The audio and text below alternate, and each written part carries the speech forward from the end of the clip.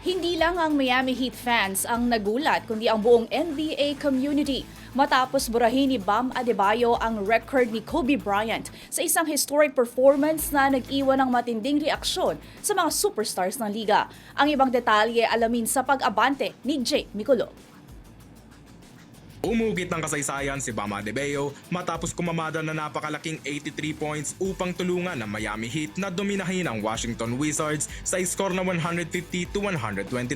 Ang pagputok na ito ni Adebayo ang itinuturing na pinakamataas na score na naitala ng isang manlalaro sa NBA simula noong iconic 100-point game ni Wilt Chamberlain noong 1962. Dahil dito, formal niya naungusan ng 81 points ng yumaong NBA legend na si Kobe Bryant para sa pangalawang pinakamataas na score sa kasaysayan ng liga. Sa loob ng 42 minutong paglalaro, nagrehistro ang Star Center ng 20 of 43 shooting mula sa field. Ngunit ang naging usap-usapan ay ang kanyang pagdomina sa free throw line kung saan ipinasok niya ang 36 mula sa 43 na attempts. Bagamat maraming fans ang hindi sumuporta sa dami ng kanyang free throws, hindi naman mapigilan ang mga NBA superstars ang mamangha sa kanyang performance. Agad na nagpaabot ng kanya-kanyang reaksyon sa social media sina LeBron James, Dirk Nowitzki at Paul Pierce na tila hindi makapaniwala sa numerong ipinakita ni Adebayo. Ganoon din ang naging sentimiento ni Jalen Brunson at Karl Anthony Towns na nagulat sa pag-arangkada ng Heat big man. Binura din ni Adebayo ang dating single game franchise record ng Miami